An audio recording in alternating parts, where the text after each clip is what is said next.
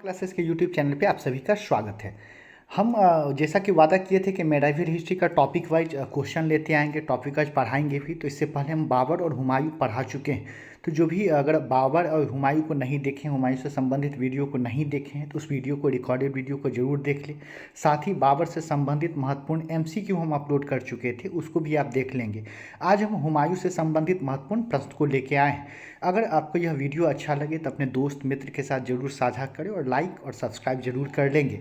मेरा प्रयास है कि जो मेडाइवल हिस्ट्री है उसको टॉपिक वाइज हम लेते हैं। जैसे हुमायूं के बाद अगला टॉपिक हम लोग अकबर के बारे में पहले पढ़ लेंगे, उसके बाद फिर उसका MCQ देख लेंगे, फिर आगे के शासक का हम उनके बारे में पढ़ लेंगे, फिर उससे संबंधित MCQ देख लेंगे। ये आगामी परीक्षा के लिए यह वीडियो काफ़ी लाभप्रद आप लोग के लिए सिद्ध होगा। तो अगर यह वीडियो अच्छा लगे तो इसको शेयर करना ना भूलिए आप लोग। चलिए हम लोग शुरू करते हैं। हुमायूं से संबंधित कौन कौन से महत्वपूर्ण प्रश्न हैं।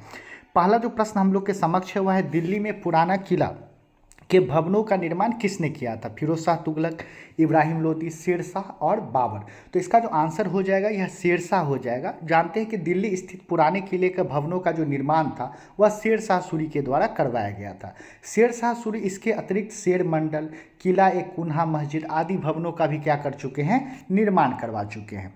अगला जो प्रश्न है कि मात्र एक मुट्ठी बाजरे के चक्कर में मैंने अपना साम्राज्य खो दिया होता, इस कथन का संबंध किस मध्यकालीन शासक से है? चार ऑप्शन दे रहा है, अलाउद्दीन खिलजी, मोहम्मद तुगलक, शेर शाह और औरंगजेब। तो इसका आंसर क्या हो जाएगा? शेर शाह। एक बहुत ही प्रसिद्ध कथन है, यह अफगान मूल के शासक शेर शाह सूरी के द्वारा दिया गया था। यह भी प्रश्न दे देता है कि शेर शाह सूरी किस मूल के थे? तो शेर शाह सूरी अफगान मूल के थे। इसको क्या रखना है? याद रखना है।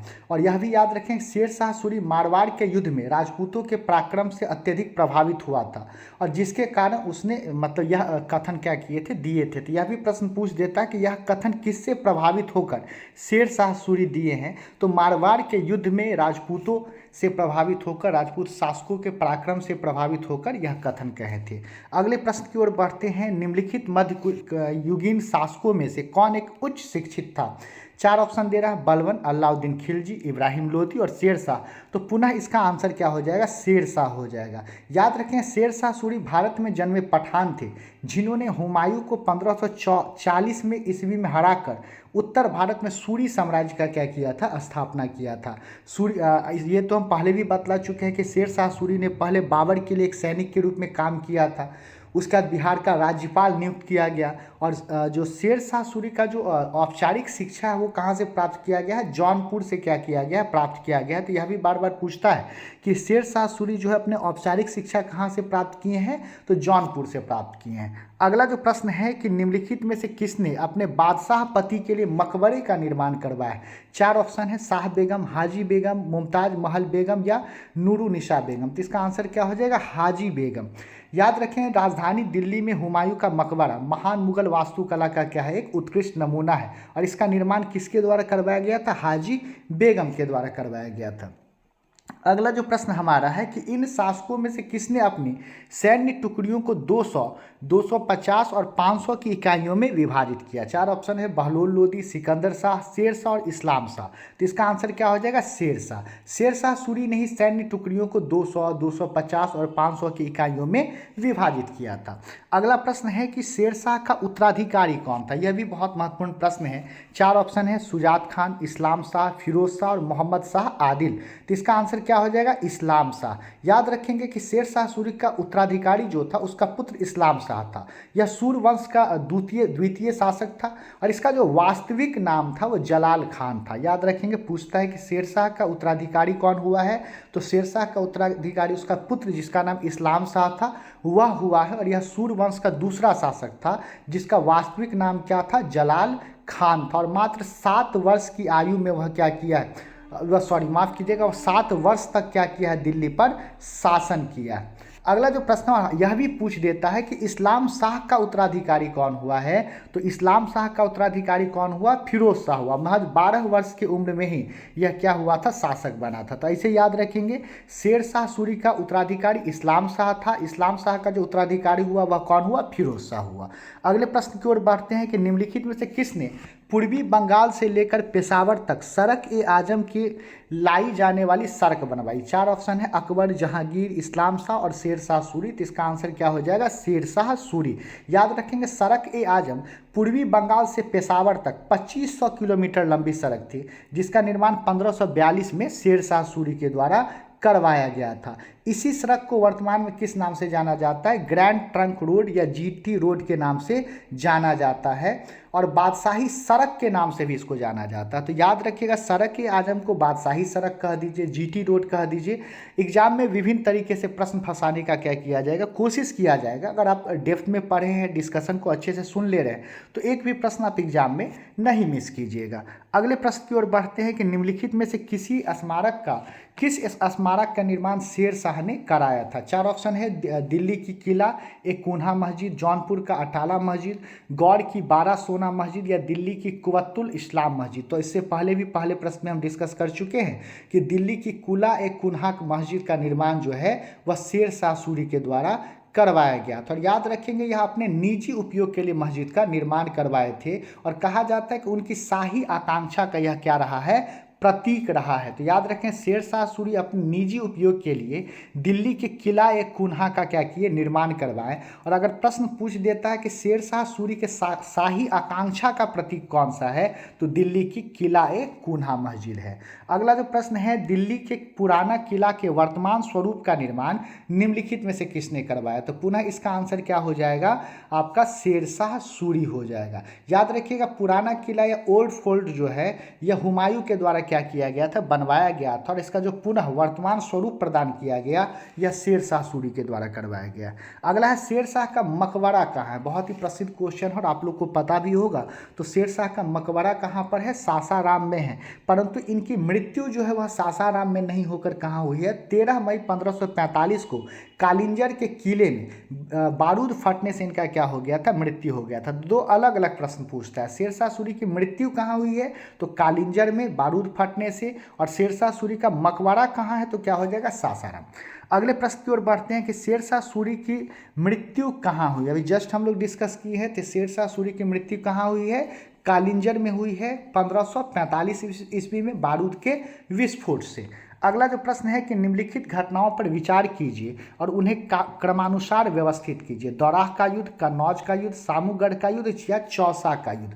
तो याद रखिएगा दौराह का जो युद्ध हुआ है वह 1532 में हुआ, चौसा का युद्ध जो है 1539 में हुआ है, कन्नौज का युद्ध 1540 में हुआ, और सामूगढ़ का युद्ध जो है 1658 में हुआ है। तो इस क्रम में हम लोग क्या करेंगे, सजा लेंगे। अगर इस क्रम को देखें तो इसका उत्तर कितना होना चाहिए, बी होना चाहिए, 1 4 2 3 होना चाहिए।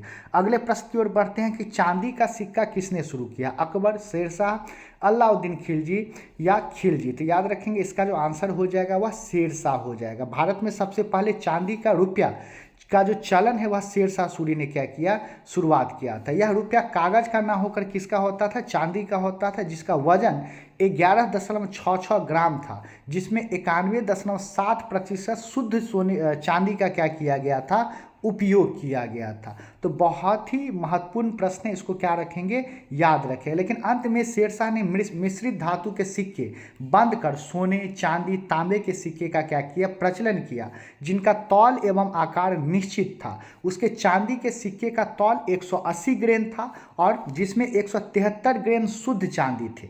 यह बात हम लोग क्या रखेंगे, याद रखेंगे। अगला जो प्रश्न हमारा है कि हुमायूं ने चुनार दुर्ग पर प्रथम बार आक्रमण कब किया। 4 ऑप्शन है, 1532, 1531, 1533 और 1536। तो याद रखेंगे इसका आंसर क्या हो जाएगा, 1532 में चुनार दुर्ग पर आक्रमण किए थे। चुनार दुर्ग वर्तमान में बनारस के निकट है, चुनार जो है। अगला जो प्रश्न है, कृषकों की सहायता के लिए किस मध्यकालीन भारतीय शासक ने पट्टा एवं कबूलियत की व्यवस्था करवाई। 4 ऑप्शन है, अलाउद्दीन खिलजी, मोहम्मद बिन तुगलक, शेर शाह और अकबर। तो इसका आंसर क्या हो जाएगा, शेर शाह हो जाएगा। अगला जो प्रश्न है कि फरीद जो बाद में शेर शाह सूरी बना ने कहाँ शिक्षा प्राप्त की। तो आज ही के वीडियो में हम लोग देखे जो शेर शाह सूरी जो शिक्षा प्राप्त किए वह कहाँ से किए हैं, जौनपुर से किए हैं।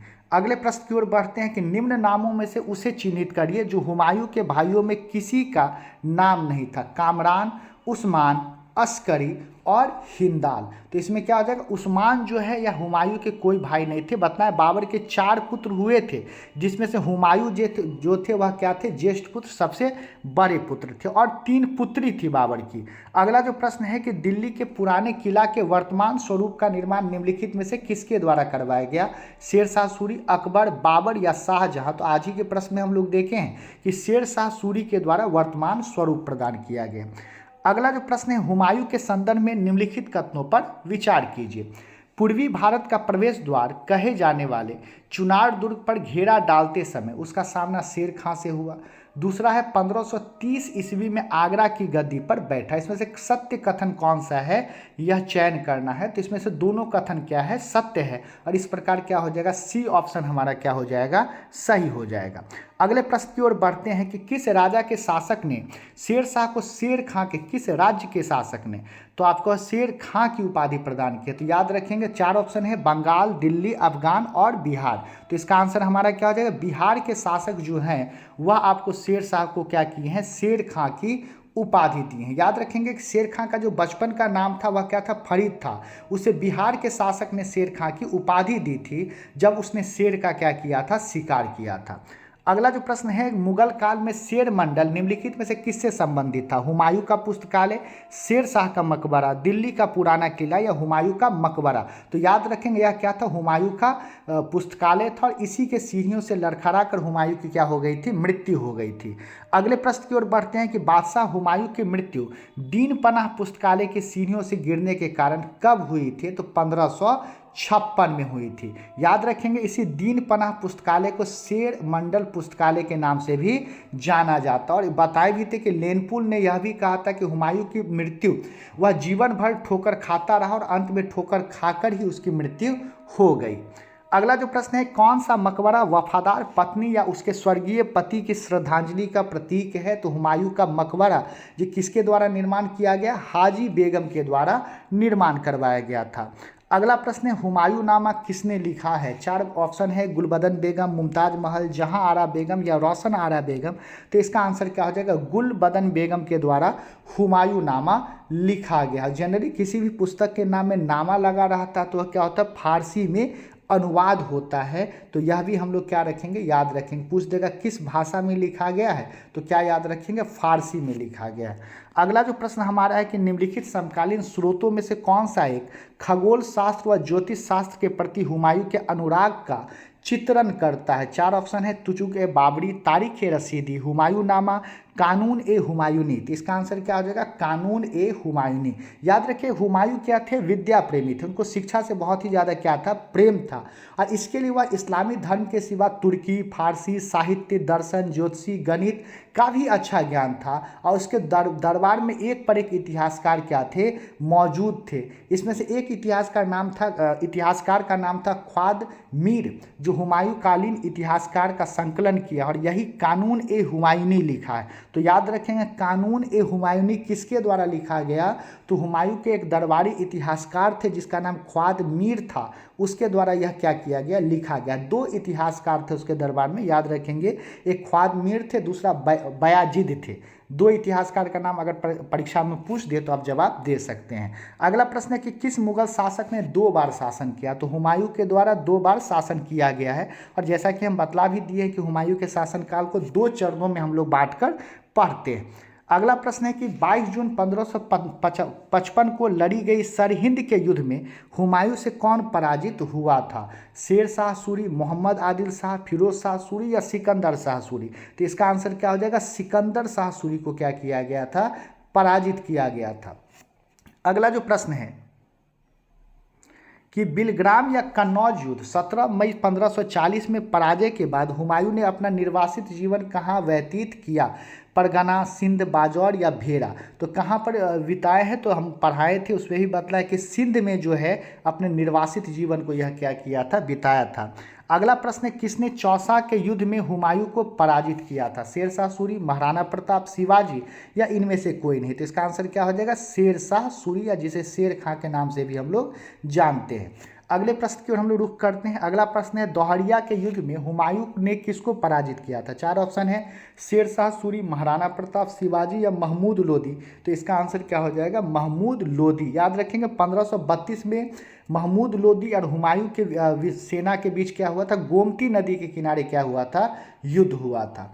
अगले प्रश्न की ओर बढ़ते हैं, हुमायूं का जन्म कब और कहाँ हुआ था? तो हुमायूं का जन्म आपका 17 मार्च 1508 को काबुल में हुआ था। यह भी एक महत्वपूर्ण प्रश्न है। तो ये हमारा आज का 31 प्रश्न था। अगर यह वीडियो अच्छा लगा तो अपने दोस्त और मित्र के साथ साझा करना नहीं भूलेंगे, और एक लाइक तो जरूर बनता है, लाइक जरूर कर देंगे। तो मिलते हैं फिर अगले वीडियो के साथ। इसी प्रकार से मेडाइवल का एक एक वीडियो हम लेते आएंगे, ताकि आगामी परीक्षा में आप लोग के लिए बहुत ही लाभदायक सिद्ध होगा। तो जल्द ही मिलते हैं अगले वीडियो के साथ। बहुत बहुत शुक्रिया, थैंक यू सभी का।